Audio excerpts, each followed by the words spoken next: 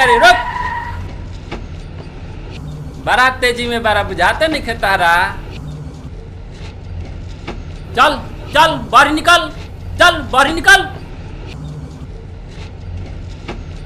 अच्छा बेटा ससुराली जाए के बा। सर जल्दी जाए के बा। तोरा बुझात नहीं खे कितने रॉन्ग साइड में चलता रे। चल उतर, चल नीचे उतर।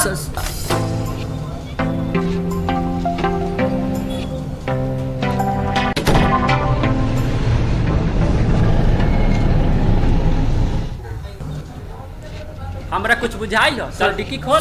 सर कुछ नहीं के गाड़ी में। खोलबा कि ना डिक्की, जल्दी खोलो।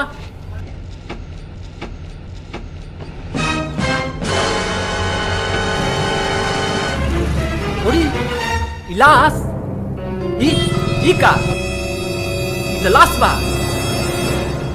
चल चल चल थाना में चल। लाश लेके घूमत रे। चल तोर मोलपटिया झाड़ देता नहीं थाना में। चल चल जल्दी चल। सर ये हो।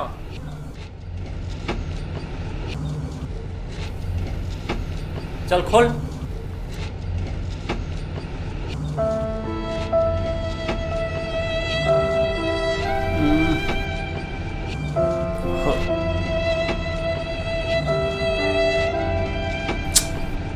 चल साहेब, साहेब ई उहे हो जौना के हमनी सन के अपना जान पर खेल के एकरा के धइले बानी स। अच्छा बताओ किसकी लाश थी वो? सर हमरा कुछ पता नहीं है। देखो मुझे सच्चाई उगलवानी आती है। जब पुलिस की मार पड़ती है गड़े हुए मुर्दे भी बोल पड़ते हैं, इसलिए सच सच बता दो। सर मुझे कुछ नहीं पता, सच मुझे कुछ नहीं पता सर। हवलदार। यस सर। बताओ बताओ सर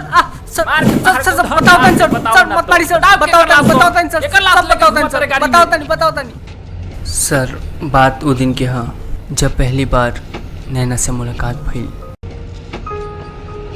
हे माँ रोड़ा हमरा के जिंदगी में सब कुछ देनी, बस अब एक अच्छा जीवन साथी हमरा जिंदगी में भेज दी और हमरा कुछ ना चाहिए।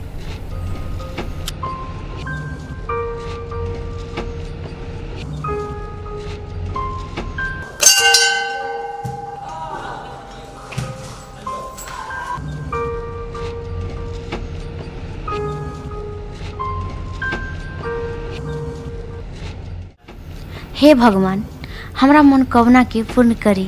हमरा के ऐसा जीवन साथी दी जो सुंदर और सुशील होखे और हाँ और हमरा से बहुत प्यार करे ताकि जिंदगी में मजा आ जाए। ये लड़की के तो हम मंदिर में पहली बार देखा था। नहीं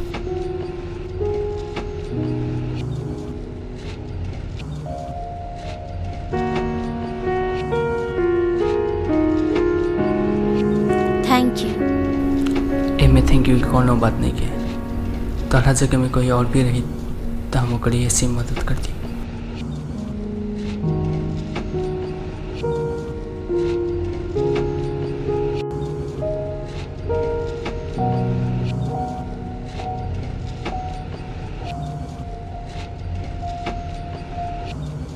अरे यार ये तो साफ मजनू हो गइल बा। माल तो बड़ी पड़ी पटेल। राहुल अरे का सोचत रहे यार, चलो होने टहल के आवल जा। कुछ ना भाई बताओ। अरे तू तो लड़की के चक्कर में सब कुछ भुला जाता। का भूलेल बनी भाई, ऐसा कुछ नहीं किया।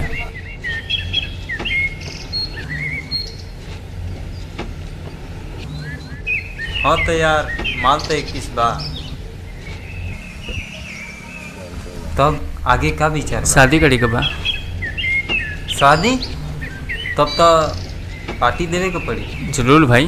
भाई वो माल खाती तो बड़ी कोशिश कर ले ते कैसे पटा ली भाई। भाई आज तक बोल दिलिस, आज के बाद कबो मत बोली है। अरे छोड़ लो मर्दे ये सब बात, चलो लो पार्टी कर जा। चले के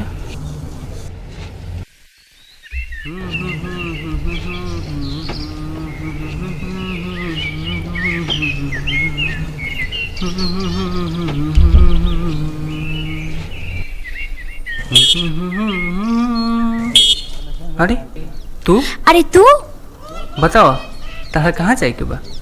हमरो बाजार जाए के बा। बाजार जाए के बा? हमू बाजार जाता नहीं। आवा बैठा, तारा के छोड़ देता नहीं। बैठा।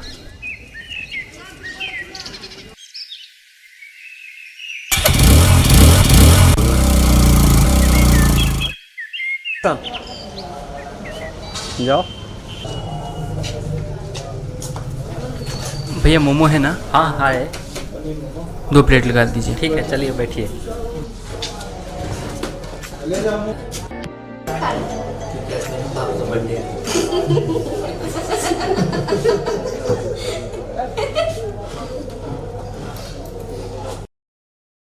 नैना हमके गलत मत समझिए, तो से एक विशेष बात करे के बा। का कहे के चाहता रहा? बोला, जल्दी बतावा ना। बात जल्दबाजी के नहीं खे। ठीक बा, तो हम जाता नहीं। अरे कम से कम अपन मोबाइल नंबर तो देके जा। ना बाबा ना, हम नंबर ना देब। सुना, हमके ऐसा वैसन समझ ले लू, अब तू जा सकेलू। खिसिया गईला। ठीक बा, तो नंबर ला, लेकिन रात में फोन करिए। ठीक बा, द नंबर।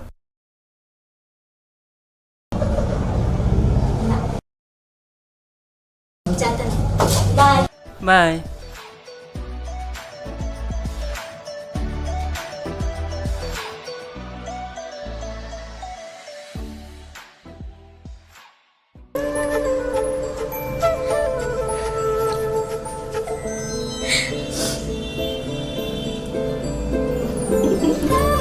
अब सब मैथिली बोलना तो सीख लो।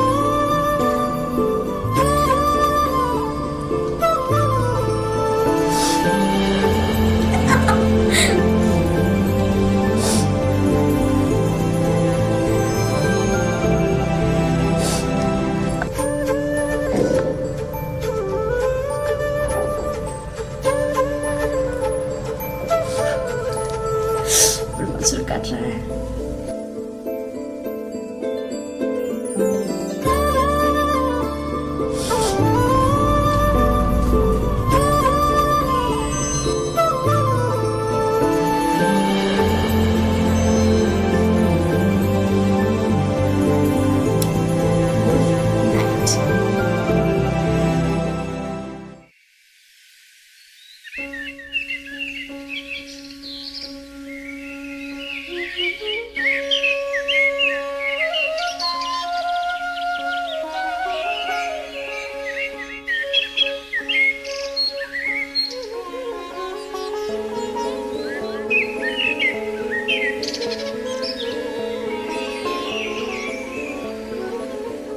कहाँ रहलू अभी तक?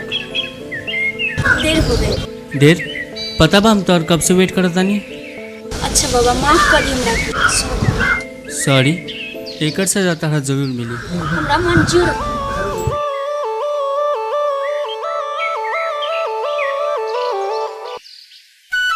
बस नैना एगो बात कही। बोला। नैना हम तो उससे बहुत प्यार करेनी। राहुल, हमू तोरा से बहुत प्यार करीले, बाकी बाकिर इस समाज हम दोनों के जिए ना दी। समाज समाज के मारा गोली। आ तो कहा ता आज हमनी के शादी कल जाई, आई जिसे कहीं दूर चल के अपन घर बसावल जाई, आ प्यार की जिंदगी जियल जाई। आज ना, कल। कल? ठीक बा, तो कल उहे मंदिर में मिली है जहाँ हमनी के पहली बार मुलाकात भई रहे। अच्छा राहुल, मगर तू हमरा के छोड़बा नहीं ना? कबो ना।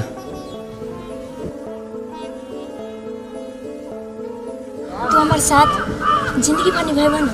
पक्का, वादा करतानी। ठीक बा, कल मंदिर में हम जरूर भेंट होई।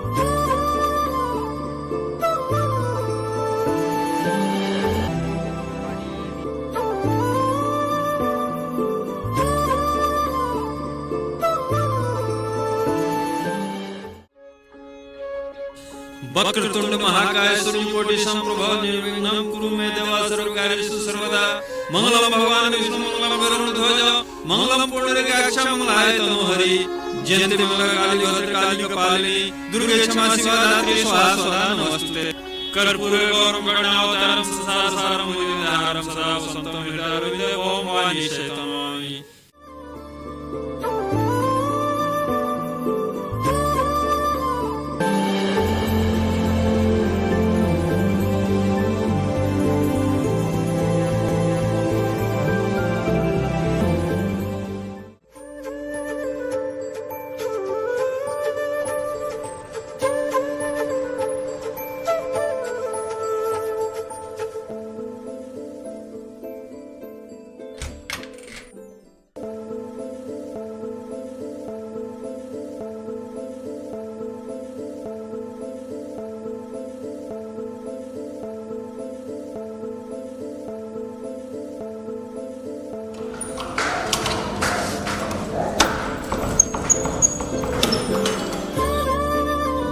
आव आज से ये हमनी दोनों के घर है।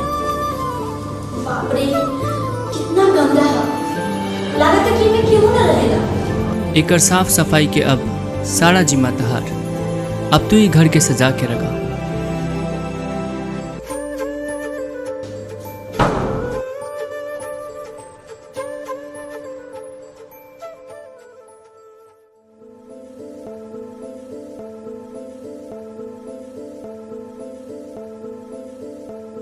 नैना देखा हम जाता नहीं बाजार। आज हमनी के शादी के पहले रात था, बहुत सारा तैयारी करे के बा। ठीक बा, बहुत जल्द हम आ जाए। नैना दरवाजा लगा दो।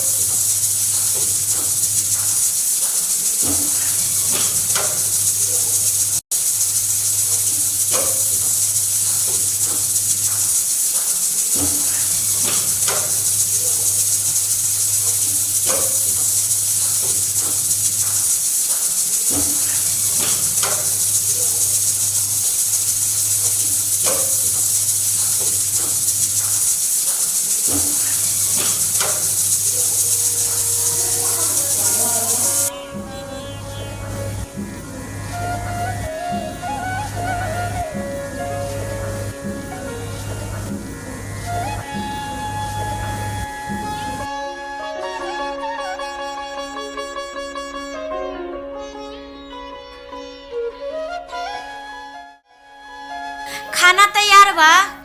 अभी आओ तनी।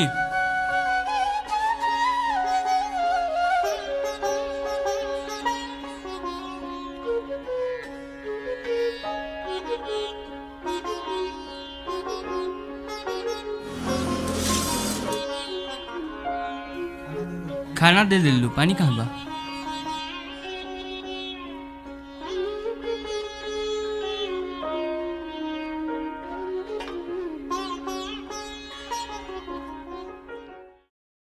का भइल बा? घर में राशन नहीं खे, आज पड़ोसन के घर से ले आनी है।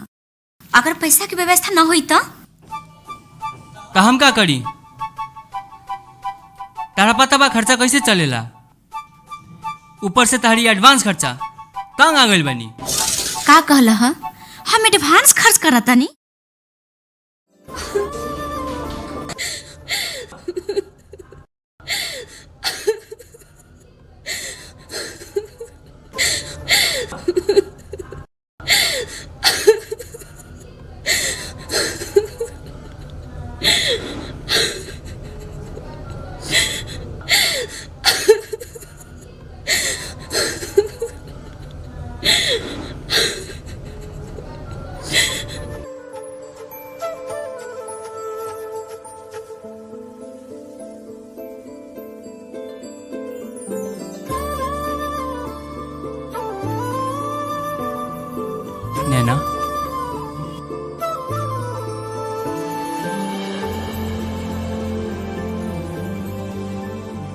ए तरे कई दिन गुजारा चली, हमरो तबीयत ठीक नहीं रहत।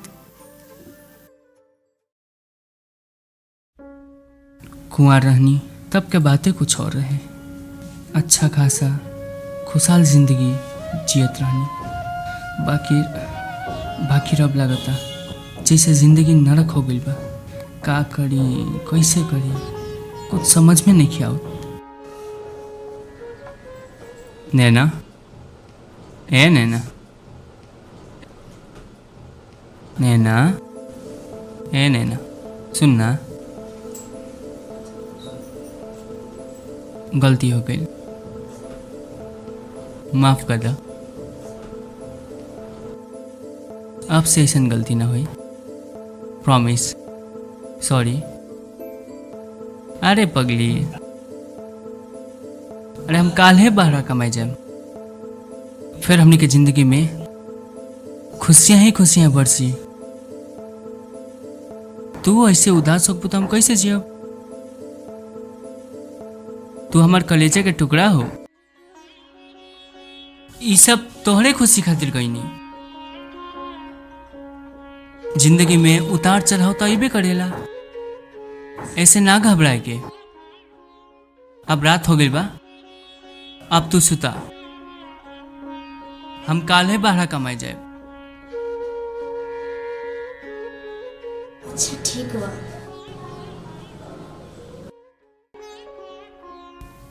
लागता नैना सुत गईली। अब हमू सुती, काल बाहर कमाई जाए के बा।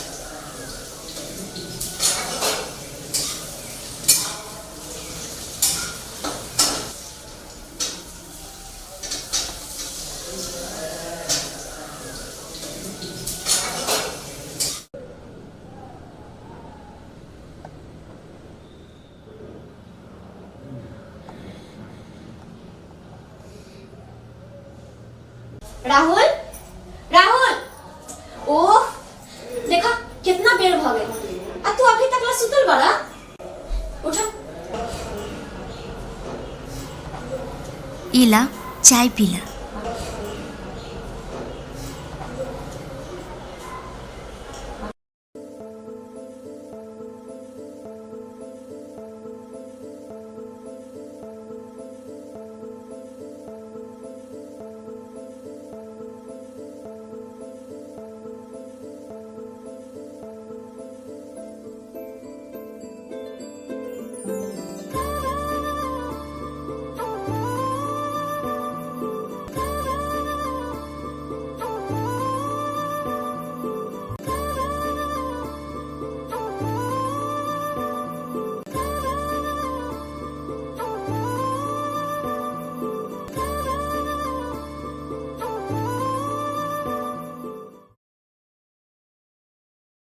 नैना,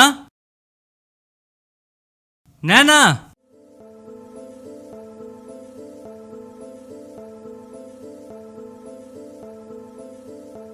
नैना, देखा हमार सामान कहाँ बा? जल्दी दा, हमार गाड़ी छूट जाई।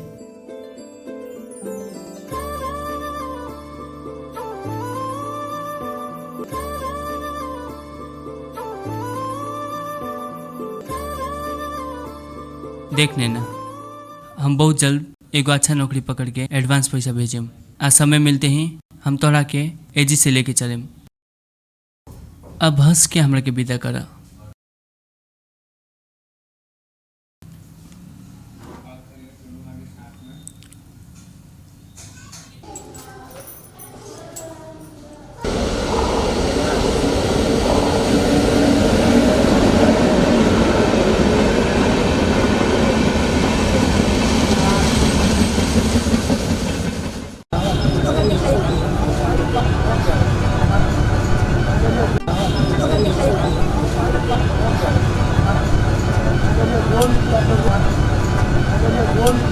ओ भैया हरा वाला दिखाए ना, राहुल को बहुत अच्छा लगता है हरा वाला।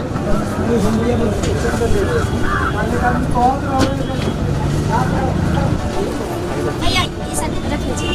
और हाँ भैया, भैया कितना हुआ? ठीक है भैया, खत्म लिख लीजिएगा।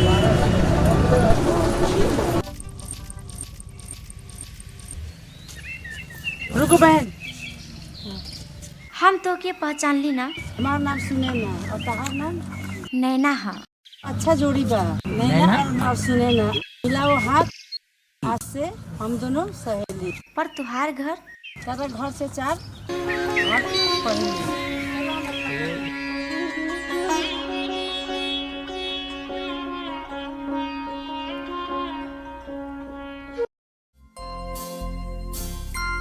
दीदी तुहार घर तो महलवा। हाँ, गाड़ी बंगला नौकर चाकर सब कुछ बा। मेरे पास ऐशो आराम की जिंदगी है। तब तो दीदी लागत है कि राउर मरद बहुते रुपया कमा ले। वो नतिया का पैसा रुपया कमाइया तो हमरे पैसा से तो ऐश करेगा। तका तू नौकरी करेलू? ना नौकरी घंटा के काम बा, 5-10 हजार के इनकम बा। बाप रे, इतना कमाई? हाँ, तू चाहू तो ऐसे भी ज्यादा कमा सकबो।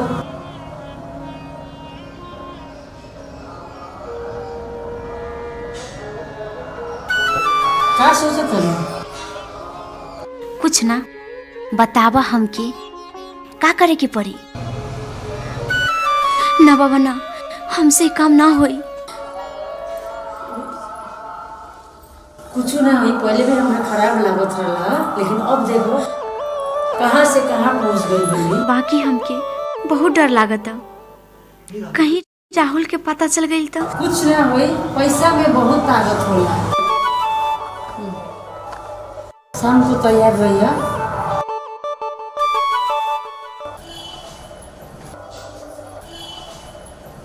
याद रखिए आज शाम के।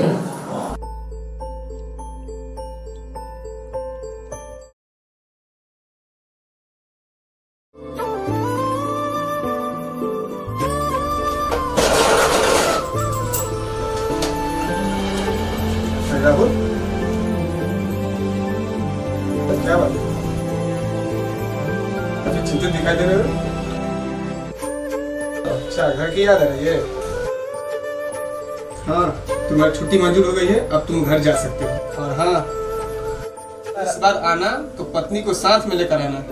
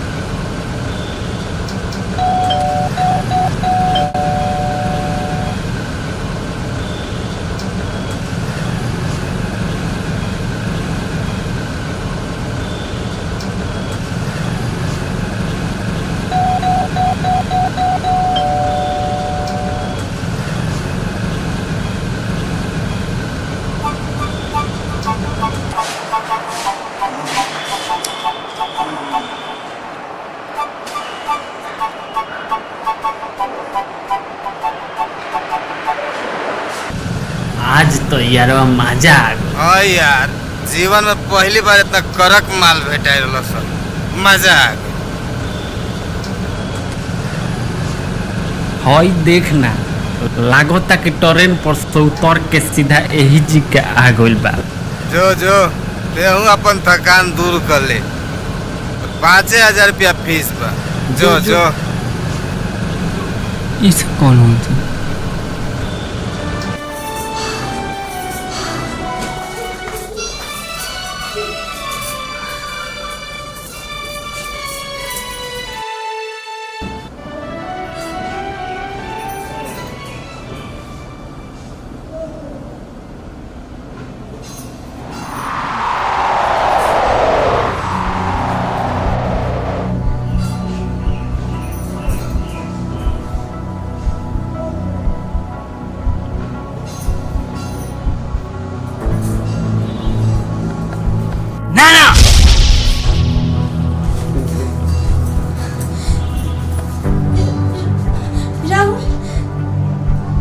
नैना, हमके तो यूं उम्मीद ना रहल।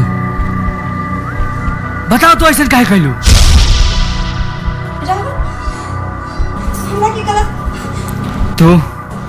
तू हमार सारा उम्मीद पर पानी फेर दे। आज हम तो ना छोड़े। आज हम तोर गला घोट के मार दे।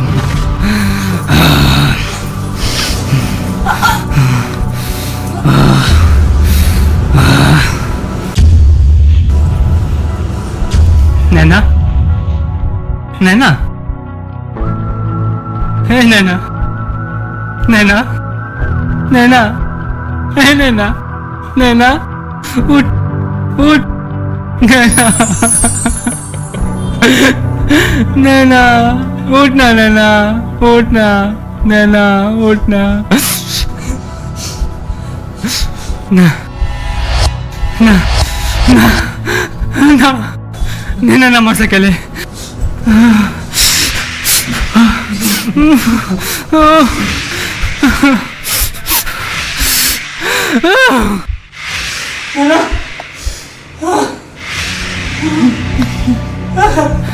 नैना, ना ना,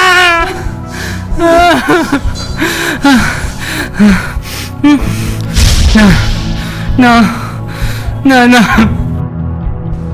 नैना, नैना, नैना, नैना, देखना हमारी बात। नैना देख, बहुत सारा चीज लेके मैं तो लगा थी। नैना उठना, उठना। नैना मर गई। नैना, नैना मर गई। उठना नैना, उठ, नैना उठ, उठना नैना, उठना, उठना नैना, उठ, नैना, नैना,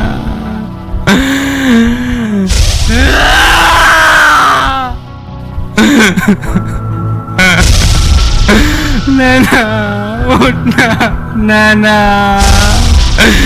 नैना, उठना, नैना, नैना, ना, नैना मर गई। नैना मर गई। नैना मर गई। नैना, हमार नैना मर गई। मर गई, मर गई हमार नैना, मर गई ना, ना, मर गई, मर गई ना।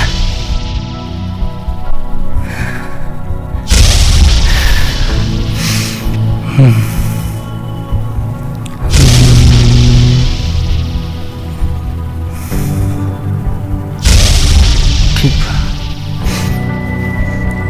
लाश के ठिकाना लगाएगा पड़ी।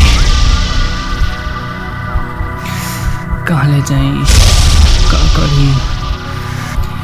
एकरा के आज शाम के हम गाड़ी में डाल के नदी में ले जाके फेंक दें। ऐसा ही फेंकी। हाँ हाँ, ये करें, एकदम ठीक बा, ये करें आज शाम के।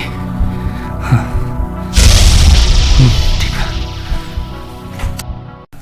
मैं यह नहीं कहूँगा कि तुमने सही किया या गलत, पर तुमने कानून को अपने हाथ में लिया है, इसलिए तुम कानून की नजरों में एक मुजरिम हो। मैं सरकार से दरख्वास्त करूंगा कि तुम्हें कम से कम सजा मिले।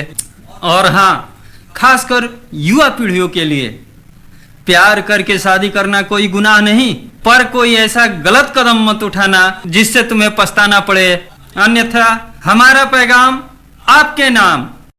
नमस्कार, हम पूजा अहाँ सबके बीच एक से एक सच्ची घटना पर आधारित वीडियो लगा आबि रहल छी। जब तक कि हमर चैनल छै आंसू स्टूडियो, तकरा सब्सक्राइब शेयर करैत रहू और साथ बनाए रखब, ताकि कोई भी वीडियो जे अपलोड हो तो सबसे पहले अहाँ तक न पहुँचे।